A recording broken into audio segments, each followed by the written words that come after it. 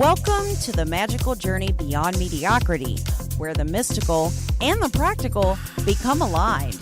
You're listening to Meant for More, the Seeker's Guide to Success, with your host, Seeker's Guide and coach, Kristen Lloyd. Kristen guides you through mindset shifts to increase your consciousness and live your best life. So let's leave mediocrity behind and step into your magical, magnificent life with Kristen. Good morning, everyone, and welcome back to the Meant for More show, the Seeker's Guide to Success. I am your host and Seeker's Guide, Kristen Lloyd. I am so grateful that once again, you've tuned in for the show today. I am so excited to be sharing this show with you. This is episode 9 of the Meant for More show, and today our special guest is Jenn Eve Johnson. Jenn is a word alchemist, mentor, and coach, Reiki master and teacher, integrated energy therapy master and instructor, and a former naval officer who works with successful women seeking to balance career success and contentment in their personal lives without having to sacrifice either. Her aim is to help you achieve a life that is complete and whole as it is meant to be. Welcome, Jenn, to the Men for More show. Good morning, Kristen. It's such a pleasure to be here. I'm so glad you're here. Jenn and I have known each other for a little over a year now, I guess. And we were in a program together, and Jenn has such an incredible energy and light about her, and she has such an amazing story. And so I think that this is something that many people who have a background in corporate or in a male-dominated environment can really relate to. And as Jenn is a former naval officer, I just could not help but ask her to share her story regarding her journey to more. So Jenn, to start off with everyone, I'm chomping at the bit here because I know a little bit about your story. But I find it to be so fascinating and interesting because when we think of the military and we think of a naval officer, we don't think of energy work. And so I'm really excited for you to share your story and your journey to Meant for More and how you began your journey as a seeker, through the military background. So I'm going to let you take it away.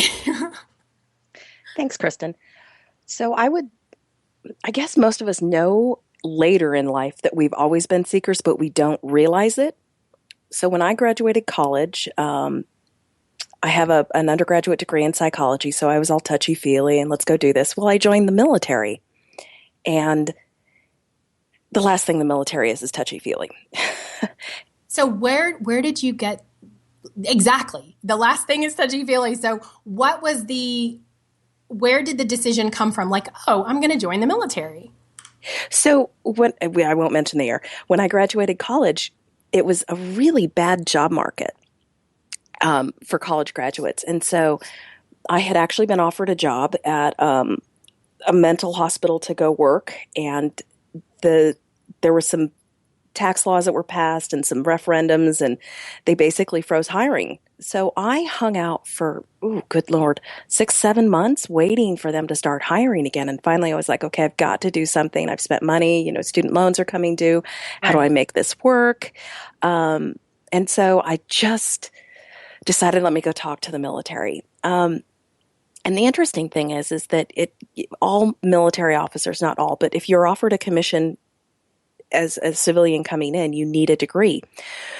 Well, I had a degree, but I knew at that point, I was like, I'm not staying. I'm only going to do this for a couple of years, maybe bank some extra money for grad school, just do something to start paying the bills. So I came in and enlisted. I didn't come in as an officer. Really? And yeah. So I started out my military career as an enlisted person, which, means you do things like clean toilets and sweep floors and take out trash. And you're really the bottom of the barrel, not the bottom of the barrel. That's the wrong way to say it. You start at the bottom and then you work your way up. And it's a great experience on teaching people that most, I say this because some do, but the majority of us don't start at management. You start in the mailroom, you start as the janitor, you start as something to get your foot in the door in corporate America or in the military. And then as you prove your abilities, you move up. And I was really lucky. I moved up really, really quick. And next thing I know, I'm 12 years in the military. Well, I had about that time, probably about the 8 to 10 year mark, I had started feeling like I needed something else. I mean, the energy was such that there's, a lot of it, some of it's aggression, but some of it's just. Were you an officer at this time? Nope. I got commissioned at 12 and a half. And so I thought my assumption, and I don't mean to interrupt you, but because I was under the assumption, clearly it's an assumption, that you have a degree, you're automatically commissioned. That's not true? It usually is, except because the particular time I joined, and I waited 6 months to seek out the military, I joined in October. U.S. federal budget's usually passed October 1.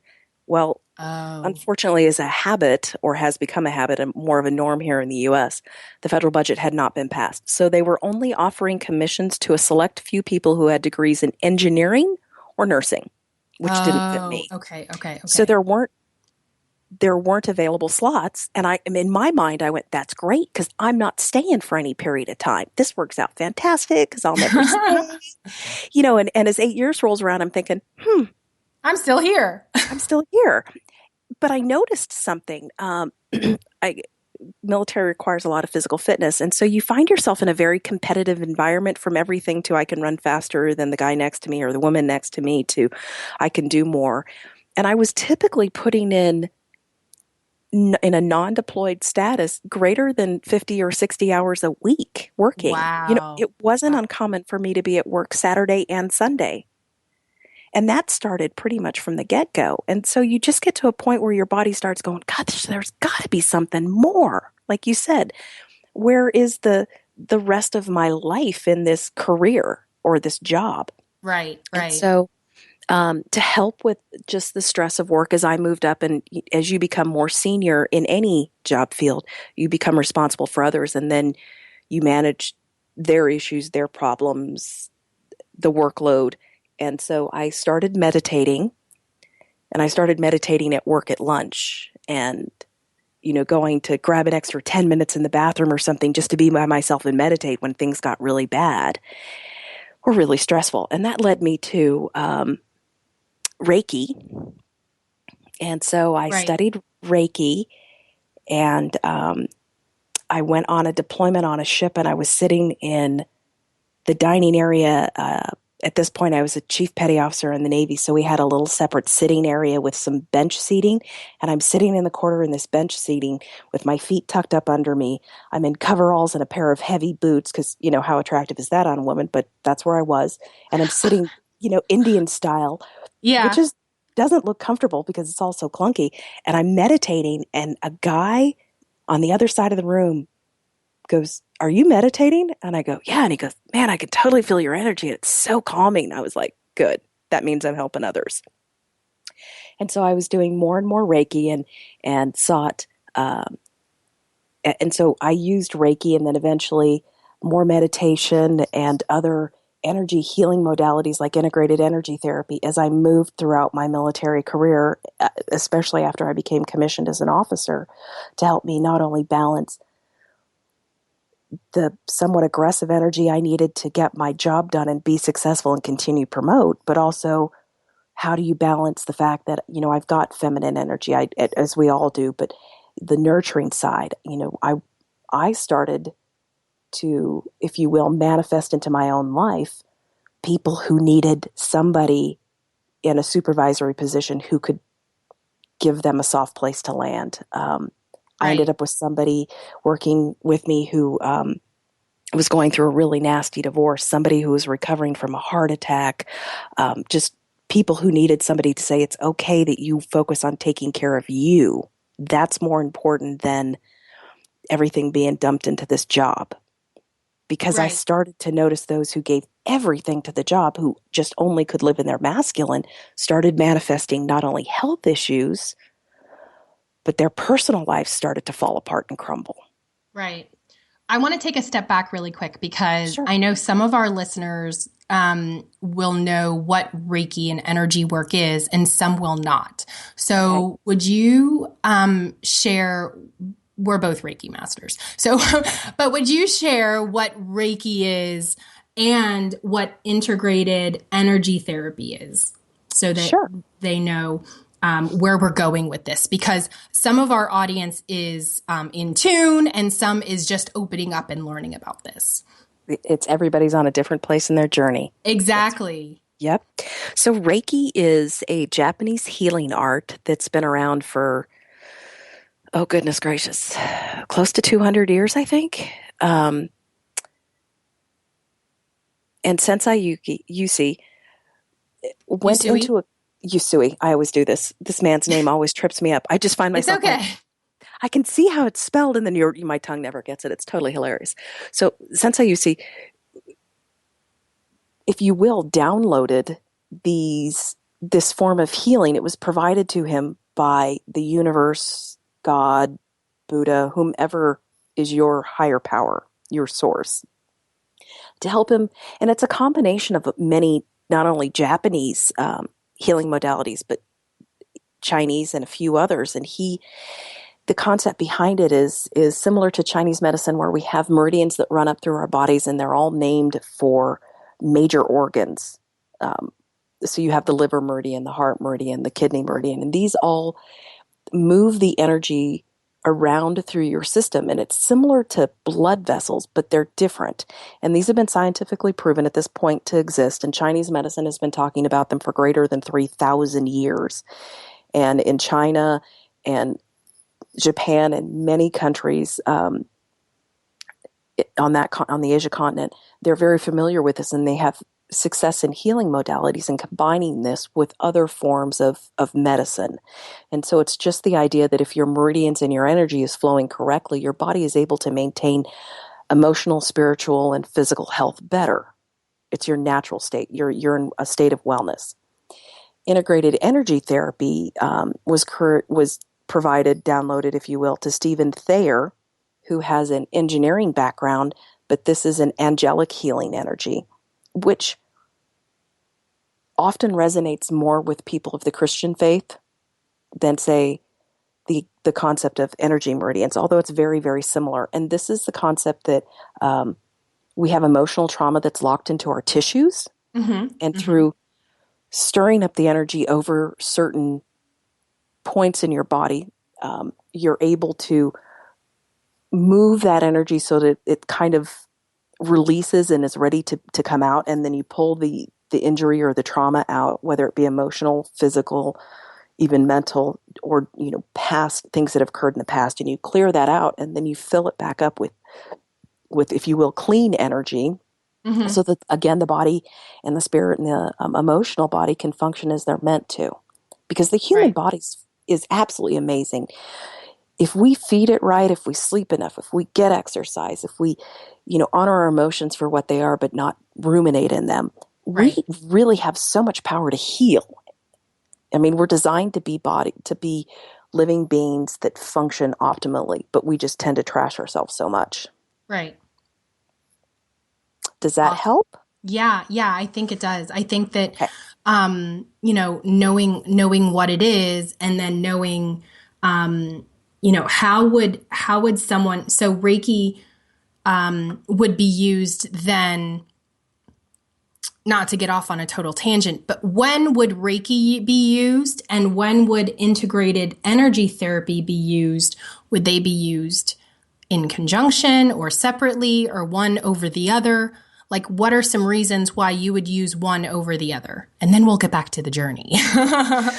So I tend to use integrated energy therapy over Reiki for emotional issues. If somebody comes in and they are overcome by, man, I really should do this in my life and I'm not, and I'm focused on that, I'll look more into that. If you come into me and go, yeah, I just tweaked my knee during a run, I'm going to start with Reiki. Now, if I'm doing Reiki and when you become trained in energy therapy, and there's many modalities, these are just two of them, you notice the discord in the energy field.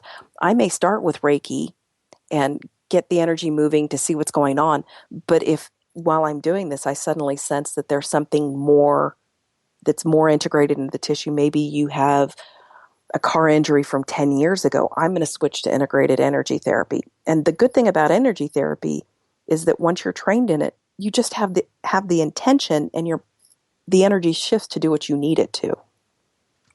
That's awesome.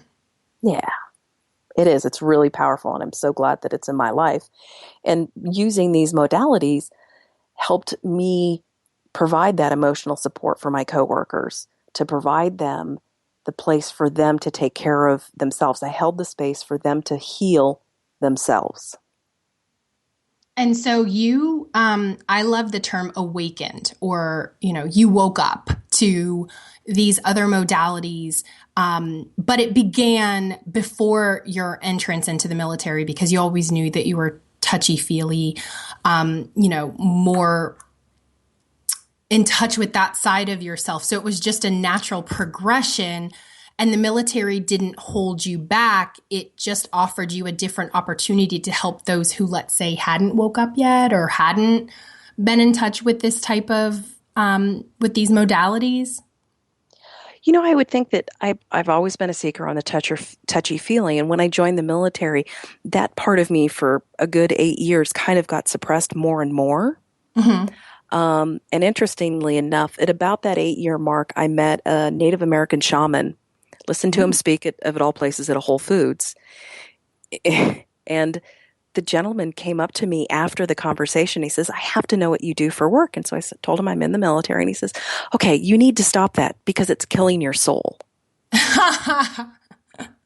And that was part of, I was in a place where I was ready to hear that message and know that it was time for me to add more back into my life, because I was totally not honoring the healer in me. I had suppressed that to focus on, okay, I've got to do this. I'm going to promote. I'm going to do my career. I'm going to give the hours that need be, but not honoring who I was at my soul level. Right.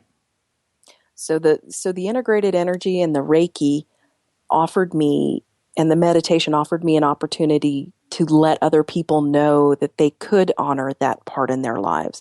And I may or may not have ever told certain individuals that I was providing Reiki for them, that I was, focusing on their well-being. Probably 90% of the people I was around never knew that I was almost constantly sending Reiki. I'm in a meeting, I'm sending Reiki to the room and to everybody in there. I'm providing Reiki in my office. And I just set up the intention that it would be flowing, always with the backstory, if you will, that this is available to anybody who needs it and is willing to accept it. You never force the energy on anyone, because that's not the intent of it. The intent is to provide them an opportunity for their own healing. So you're in the military, you're receiving this training. And how did you gain access to this training? Did you do it during vacation, on your days off? Because from what I know about you, you were all over the world, right? Right. So interestingly, the people I needed, the teachers, if you will, entered my life. Exactly. They showed up when I was ready. So I'd heard about Reiki for years, and I happened to stumble across an ad for a Reiki 1 level of training at the YWCMA. So youth, women's, I can't even remember what the C is, but the YWCAs are not as common in the U.S. as the YMCAs. Right. And they're little community activity centers that provide a lot of different training and opportunities for people. And so I happened to go. There was one other student in the class, and she was a Reiki master who was observing, teaching a Reiki 1 class. So literally, I'm the only student in the class. Wow. Yeah, crazy. And when the student is ready, the teacher will appear. And it's interesting. And then I'm immediately, literally within less than a month after that training, I moved to the other side of the country. Wow. And then 2 years later, I came back to that area and I couldn't find this particular instructor again. And randomly, I want to say it was through a meetup group online, I ran into another Reiki instructor, and she was offering plenty of Reiki classes in a Reiki and healing circle that she held at her house all month. And so I found another instructor, another teacher, because I was ready. And I took level 2 through master trainer with her, master teacher with her. And it was interesting, when I was ready for master, I was supposed to move again. And the class was going to happen a month after I moved. And then things occurred that delayed my moving for literally that time frame that just allowed me to take the class. How wild. And it's actually happened to me in that manner about 4 times, which always tells me that you're in alignment. that I'm in alignment, that this was supposed to happen. Right. Which always tells me that you're on the journey you're supposed to be on. And we always talk about, hey, we're on this path, and I've got to get to X, Y, and Z. And what we sometimes forget is that nobody's path is straight. Right. You're allowed to take a little scenic detour if the flowers are pretty or something that attracts your eye. Right. But if you don't ever set that guidepost of where you're headed, you just go in circles. Yep. So energy healing helped me progress through my career, support others, and really balance the energies of, the military inherently is a killing machine. Although I wasn't in a killing job, I was in administration. So I typed for a living. But it really helped me balance out the fact that I believe I'm here to perform as a healer in this lifetime. Right. And here I am in a job that around everybody's going, what we're going to do is put warheads on foreheads. Right. Oh, that's so funny. It's hilarious. It's hilarious that it comes about, but it was fascinating because I actually ended up with some of the warriors, if you will, coming to me needing the same type of support. And it's always fascinating when you know that somebody needs the assistance. And when I could sense that somebody truly needed, I would be very open and say, I'm an energy healer. If you would be willing, would you let me provide you some energy to help with what you're going through? Because 99% of what I encountered was not physical trauma. People were pretty okay with that. It was the emotional trauma they were going through, whether it be created because they were the soldiers, sailors, Marines, airmen that were doing the war-based activities, or whether it was something that was going on in their own personal life. They were going through divorce. Their kids were having problems in school. They were struggling with money, whatever it may be. Mm-hmm. So it's kind of fascinating how it all provided that area. I like to think of it kind of as a garden. I like you say, you're given a position where you can give somebody the seeds to make change in their own life. Right. So so you were in the military, and this was an opportunity for you not necessarily to change their views, but to help them heal heal specific issues that were going on in their lives. How did you personally stay in alignment with all of this, like warheads on foreheads all around you, especially when you are a healer? That's what you feel your calling is. And you're moving forward in this career that's very male dominated, and you're utilizing more of your feminine side, your nurturing side. How, and when you did you retire at the 20-year mark? 24 years. 24 years. Okay. So you were in for pretty much the long haul. At what point did you say, okay, enough is enough. I'm not going to stay in anymore. This is where I'm headed. And was that because of the paternalistic male dominated, and not the male dominate? I mean, I'm not saying it's bad, but because you have that nurturing, healing side, I guess my question is more about alignment, because I don't want to give the impression that, anything polarized, we have this balance, this yin yang, this ebb and flow. And that's, I think, when we're most in alignment, when we utilize both aspects within us. But I guess I'm asking, because this environment that you were in was so polarized, how did you integrate the feminine and then finally decide, okay, I'm done? Through the meditation and energy work and reconnecting with the healing side of myself, that was the beginning of bringing more femininity back into my life. Like you said, it became a balance. How do you integrate those two? How do you work on keeping the career going forward and nurturing yourself and taking care of yourself? And I'm not going to lie, there were some days that there still are some days where, and we all have this, where one side is more dominant than the other. Oh, of course. The concept is long-term, obviously, and you know this, is creating that balance, is acknowledging, whether you're a man or a woman, that we both have masculine and feminine sides in us, and we need both of those energies. We're designed to have both of those energies. And so it's first acknowledging that you have that. And then for women who are very successful in their careers or even just starting their careers, is accepting and acknowledging that you don't have to give up one to have the other. It's okay to say, you know what, you're right. I'm a woman. I have emotions. Sometimes I cry. Now, I don't ever recommend somebody crying at work, because it's definitely just not really the energy that goes with a professional workplace. But you need to allow yourself to have those emotions. You can't shut them down. And so sometimes for me, because I'm dressed just exactly like the men, maybe it's something as simple as, you know what, today I'm going to put on mascara. And it sounds crazy, but as I progressed through that, I found myself in the beginning, first I wore makeup as a young 20-year-old, and then I found myself wearing less makeup and less makeup and less makeup. And the next thing you know, you've lost another piece of that femininity. Now, I'm not telling women that to be feminine, you've got to wear makeup in any way, shape, or form. But for me, that was one way. I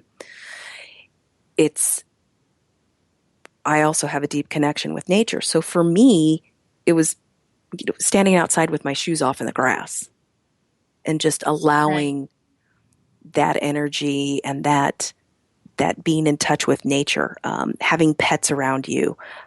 And again, this is very masculine energy. Hugs. Having hugs in your life does amazing things for just helping you be okay. And the number of people, and laughter, finding jokes, being able to acknowledge that you've made a mistake and laugh at yourself is huge. Right. So, in terms of energy, my Reiki master, my Reiki mentor, taught me something very valuable. She said, I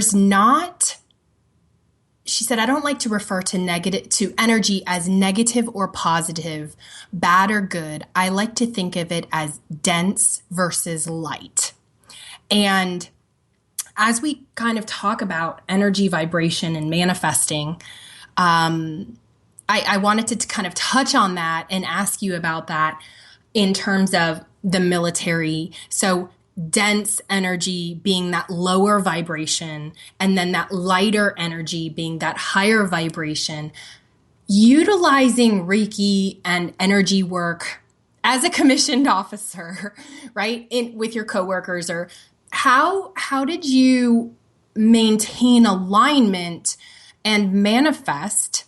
Because now that's the work that you do, part of the work that you do as a healer. But in that environment, were you able to sense the denser energy and transmute it?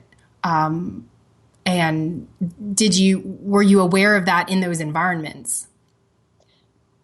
I would have to say that you're always aware of it, but you may not know that it's that denser energy. And your mentor is 100% correct. Energy isn't good or bad. It isn't evil. It isn't negative per se. It has its own feeling. And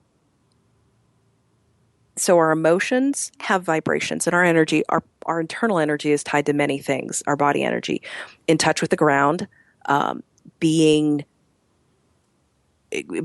having your feet on the ground helps your body change vibration, which is why when you connect with nature, that helps. The food that we eat has different vibrations, Right.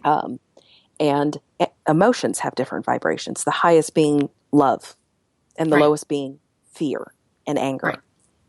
Now, if you're in a aggressive training session, if you're going to go to a shooting range and you're mentally trying to think of harming another human, you're going to bring your energy vibration down. Right. Not that it's bad, it just moves to a different vibration. It's a lower vibration. Right. Now, when you see a child laughing, I don't know a person in the world who can't look at a child laughing and not grin. Right. And your energy suddenly, the vibration goes up.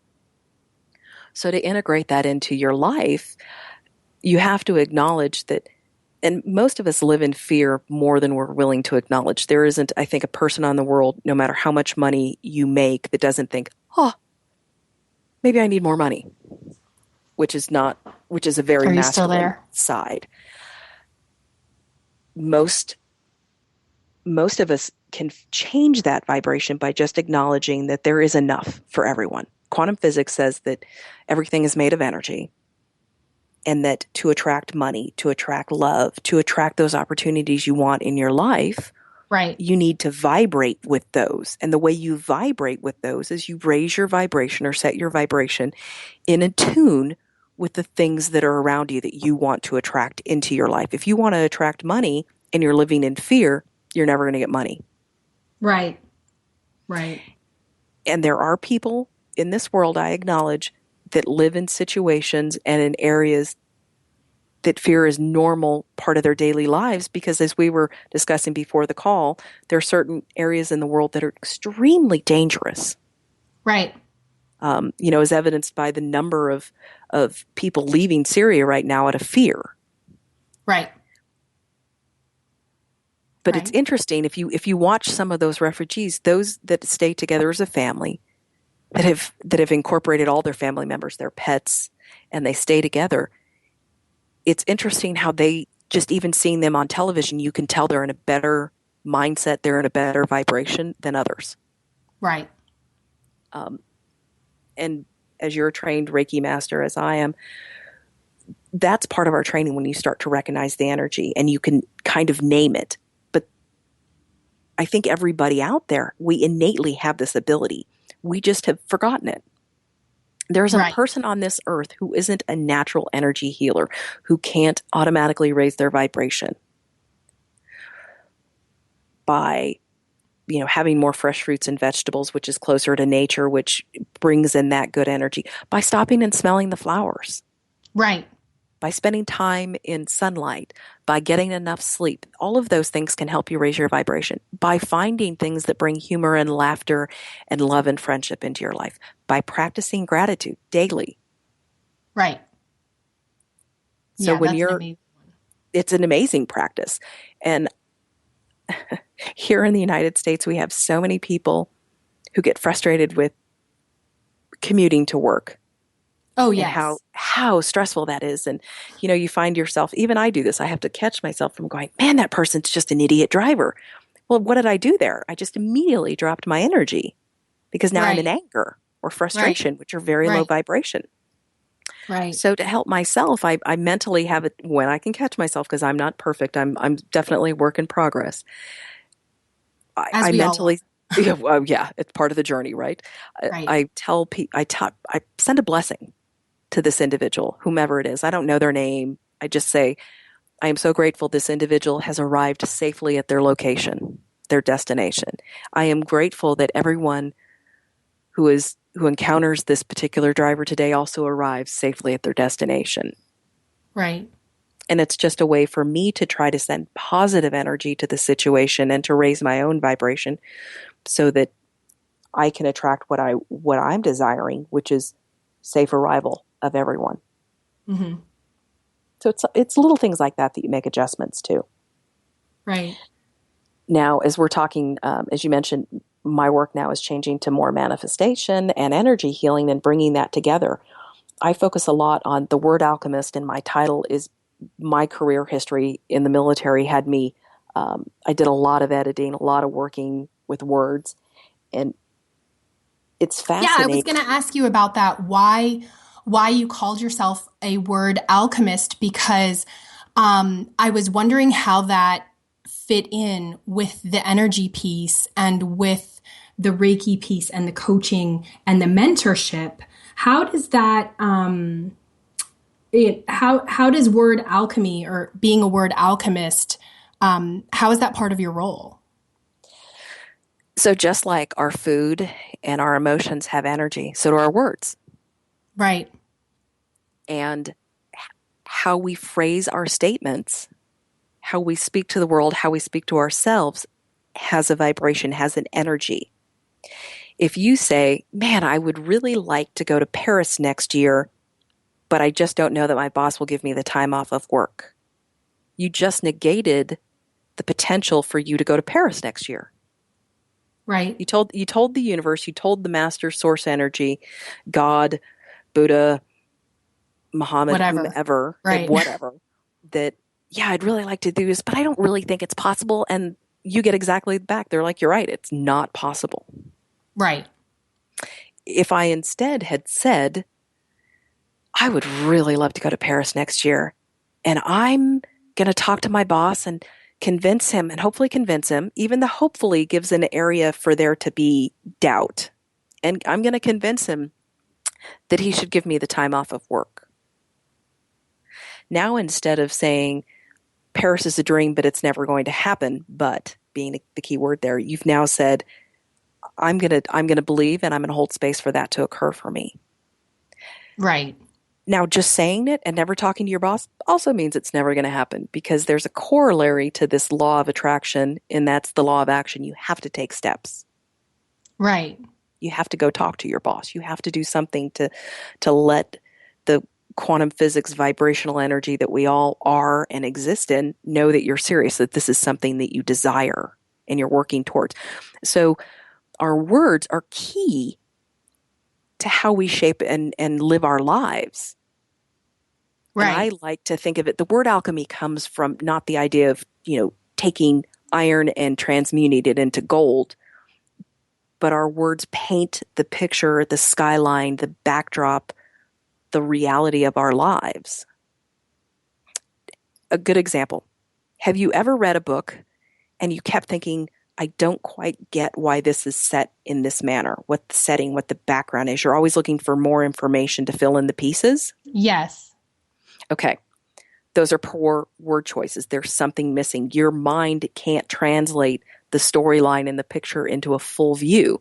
Right. And you've also, I'm sure, read pictures where you could, I always love science fiction because those are so dramatic from what we see in our daily life.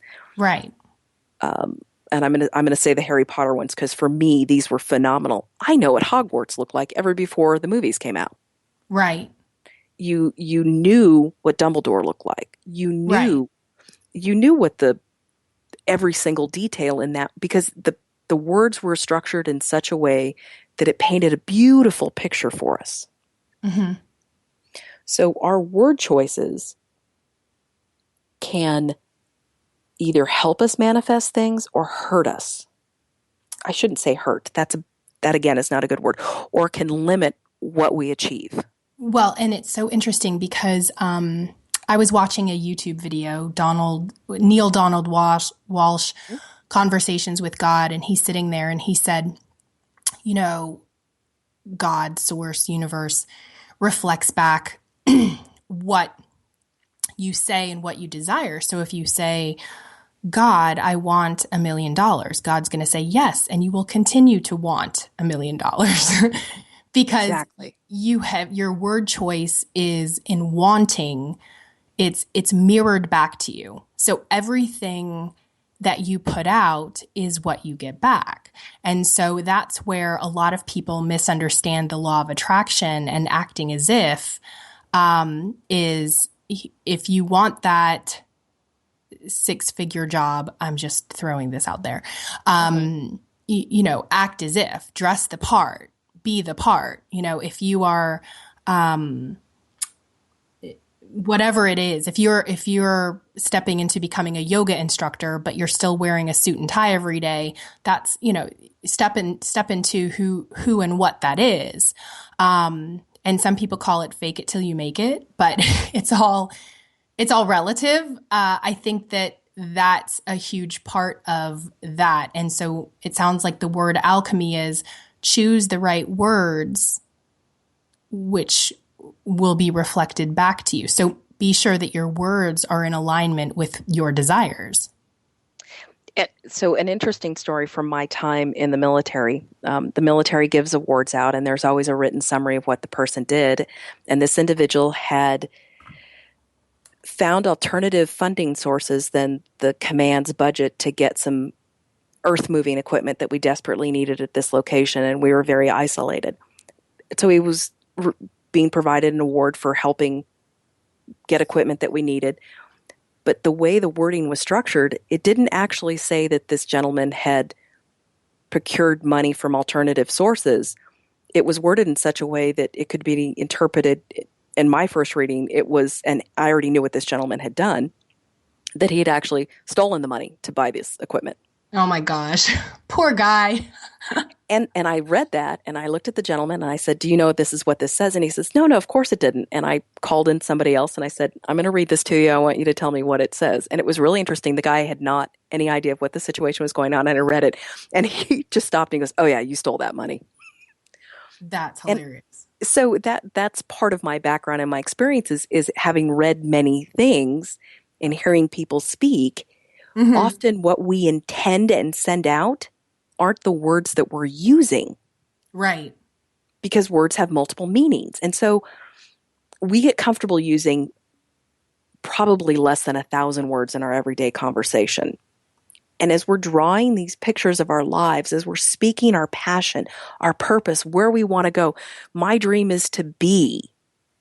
I see myself doing. We've got to come up with more words that are more descriptive, that accurately talk about what we want to do. And I encountered this over and over again. You'd ask people, what's your passion in life? What do you want to do? What do you see yourself in 10 years? And they give you something and you go, okay, I don't quite understand. And so I spend a lot of time working with people and helping them deconstruct, using their words, get deeper and get in touch with that. So because part of the manifesting is being able to clearly express it to the universe that I don't want $1 million. I have $1 million job that is physically, emotionally, spiritually rewarding, that stimulates me intellectually, that provides me significant time to be with my family and friends. So I am rewarded on all avenues and areas of my life. Much easier to attract that into yourself, into that energy, if you're in that mindset. Right. Versus as opposed, a state I of want lack. $1 million. Yeah. Right. I want $1 million. So you work with successful women. Do you see a disconnect in the lives of successful women between their work and home lives?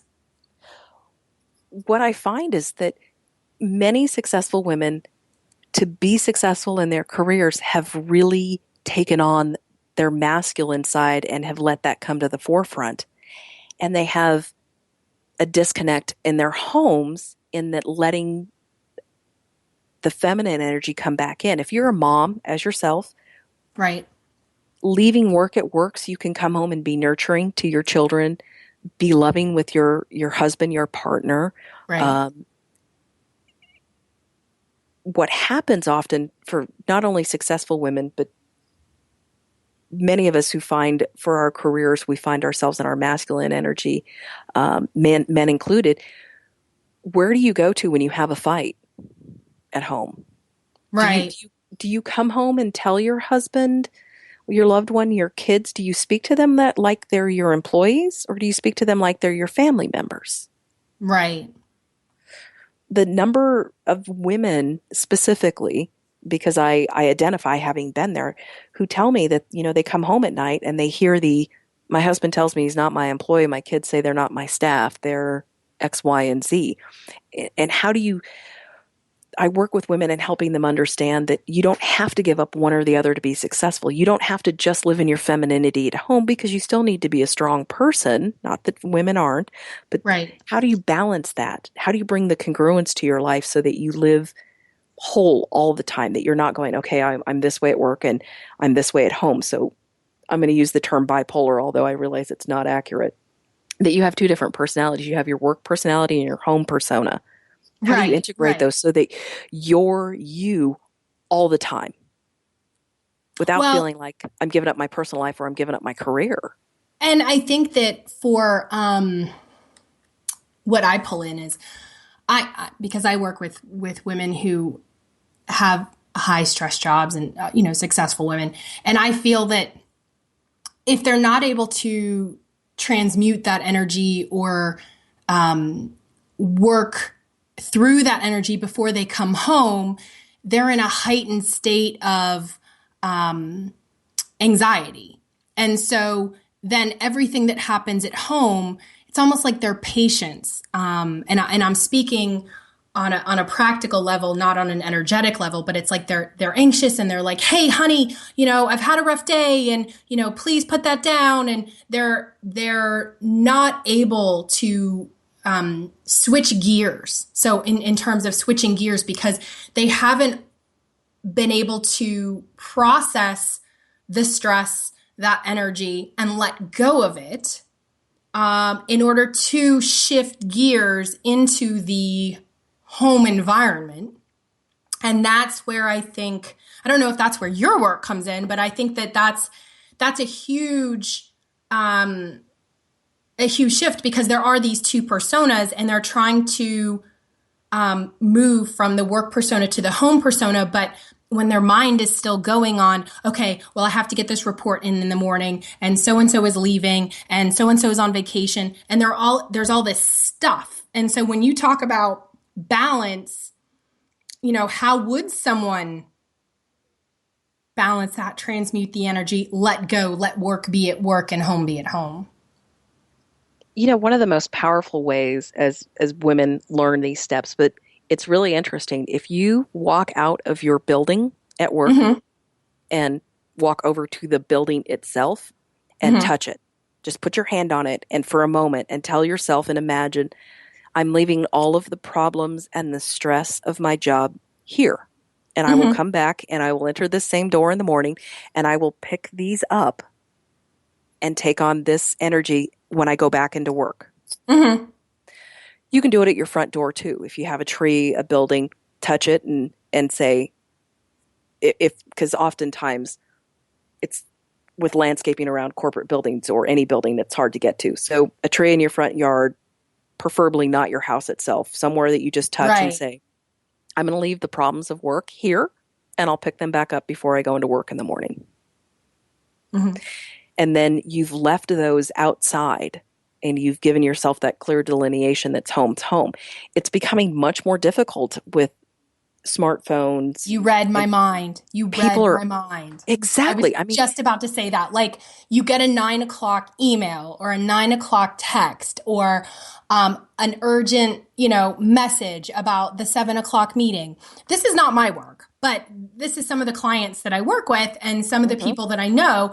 I'm aware of what corporate is like. I'm aware of what military is like. And you're absolutely right. There is no delineation. And even though energetically we can say, okay, this is there, this is here, it is becoming increasingly difficult.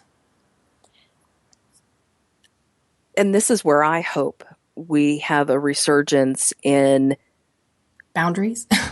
Extreme boundaries. The United States has the worst work home life separation of any country. Work-life balance. I just had the pleasure of living in Denmark. They work 37 hours a week. Amazing. Everybody goes home probably by 4 o'clock is the average. A little bit earlier on Friday. Aren't they on the list of like best places to live in the world or something? They're the happiest place in the world. Happiest place, yeah. Right. And so you look at some of these other countries outside, other than the U.S., and how they live. I'm not saying that there aren't people who get calls at work, but from work at home, but it's rare. It's Right. really rare. And they don't reward people for working 60-hour weeks. Right. What Right. happens is they get the same amount of work done in a 37-hour week that somebody in a 40 or 50-hour week does. Interesting. They just get the work done, and there's better boundaries. Right. I hope the US moves more towards that. Unfortunately, we're not there now. So how do you adjust for that in your time? Well, if you get an important message about a meeting at 7 o'clock in the morning, but it's 10 o'clock at night, can you do anything about it? No. Probably not. You may have access to, I can log on to my, from home and do things for my business. My boss says he wants this slideshow. Those happen all the time. Part of it, or unfortunately for many people, not for everybody, and it happened to me a couple of times. How do you say, hey, can we talk about time with your boss? Sit down and say, is it possible, I'll get up at 6 a.m. or whenever and check for some of these messages, but I just got to let you know that there's a point in time where I'm not going to be answering emails. Right. And guess what that brings up? Da, da, da, Anxiety. da. And fear. And lots of fear. Right? Oh, and anxiety is fear's twin, let's be honest. Anxiety, yeah, fear, no, anger. right. And that's, they're going to pick somebody else and somebody else will do it and da, da, da, da, da.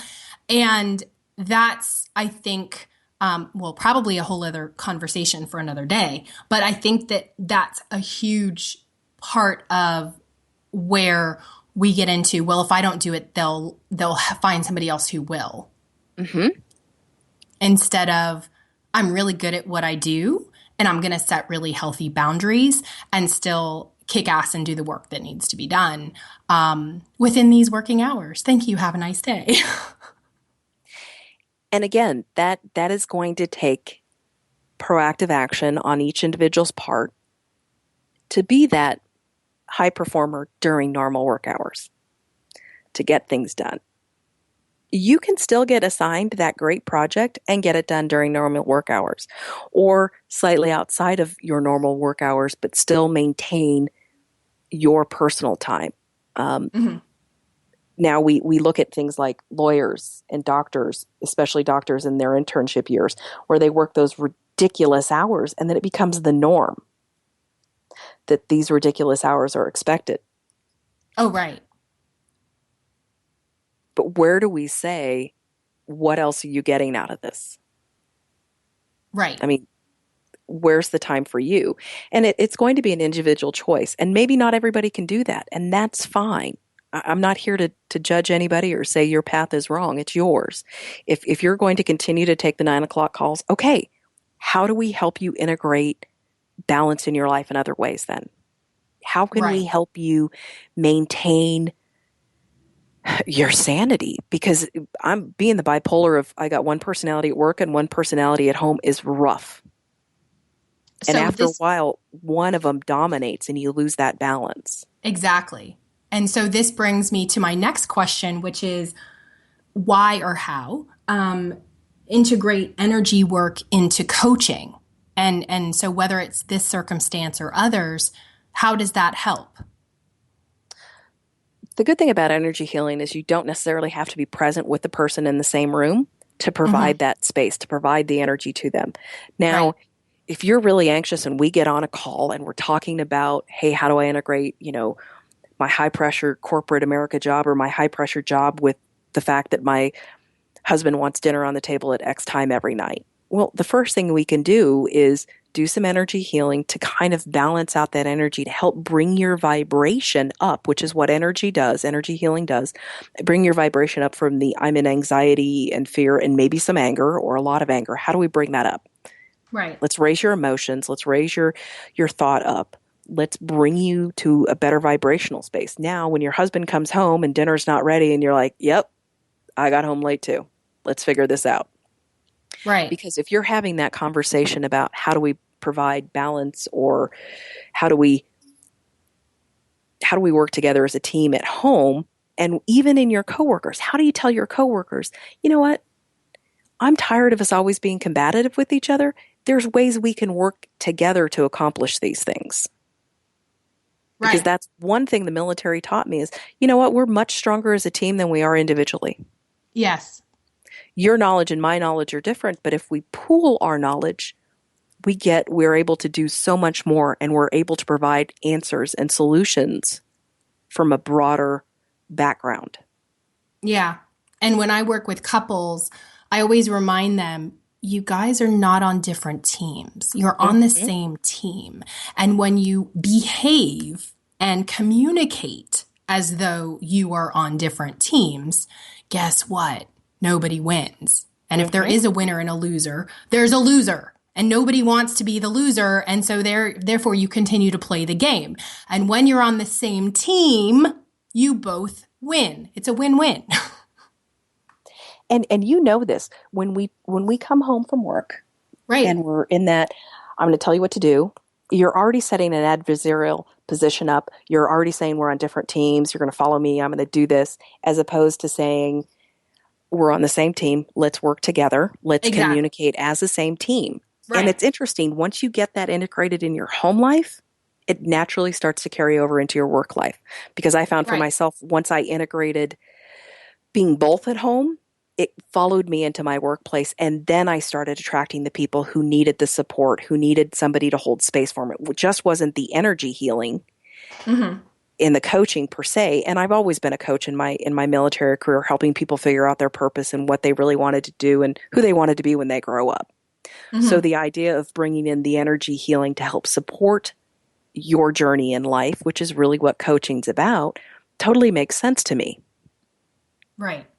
And holding that space. As we get to the bottom of our hour here, I cannot believe how fast it's gone. Could you share a couple quick tips on raising one's energy vibration and manifesting in the world around us? What top 3 or 4 things would you recommend that somebody do if they're trying to raise their vibration? Don't get out of bed in the morning before you say you're grateful for at least 3 things in your life. Okay. Don't go to bed in the evening before you say you're grateful for at least 3 things in your life. Now, at my worst, when I was at my lowest, my energy really bad, those things included things like the microwave, my pillow. Right. You know, it doesn't have to be something extreme, but those 3 steps before air conditioning. Yep. When you say those things in the morning, you set yourself up energetically for being grateful. And it can be literally, I'm grateful for being alive today. I'm grateful for the deep breath.